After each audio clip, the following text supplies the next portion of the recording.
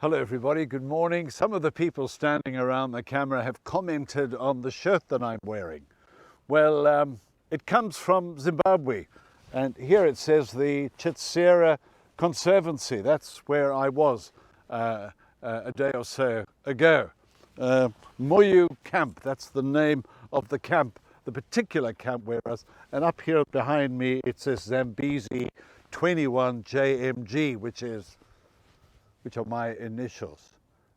I was out in the wilderness, and there are few better places to be than out in the wilderness. Now, I don't think Jesus enjoyed the wilderness because it was a time of testing.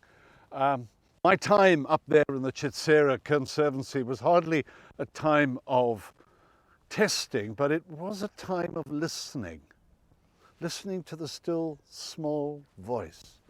You know, you can do that out there in open spaces. Once the noise has settled, once the clutter of the mind is cleared, then I think God has opportunities to speak to you. Now, several years ago, I climbed Kilimanjaro in Tanzania. It was a tough climb. At least the last 12 hours were pretty tough. I was part of a large group, and we went to pray. It was a sort of a prayer walk up Kilimanjaro. And the higher we got, I guess the more difficult it became to pray. But it was not just a physical challenge for me, it was also a quest for God. I wanted to know God. I wanted to know more about Him. It's a question I've always asked. Who are you, God? Who are you? Where are you? But who are you? I remember I struggled the last few hours, the last kilometre or two. The air was thin and I was tired. We had walked through the night and the energy had been sapped, and we just plodded on in automatic mode. Then eventually, that moment, as I staggered up to Uhuru Peak, or the highest point in Africa, and then something happened. I've never been in such a beautiful place in terms of light. White snow, glaciers, the blue sky, Africa seemingly stretching endlessly before us.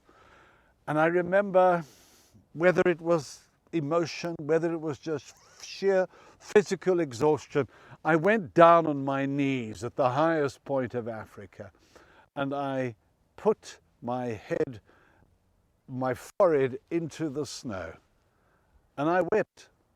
And then it seemed a verse of scripture was spoken powerfully into my heart.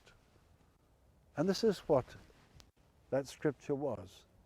God is light, and in Him there is no darkness at all. That comes from 1 John. And that for me was a key moment in my life, a key understanding, call it even a key revelation, although we all know, but at that moment, in that place of supreme beauty, I believe that God spoke into my soul. And what did He say? It was the answer to the question that I'd been asking for years and years. God, who are you? And God said, I am light. I am light. And in me there is no darkness whatsoever. Don't forget that. Sometimes things happen and we say, God, where are you? Why is this going on? We will never know all the whys and wherefores of life. Just know this, that in the darkness in which we sometimes find ourselves, God is light. There's no darkness in Him, and He will lead you. His hand is upon you. Think about that today. God be with you.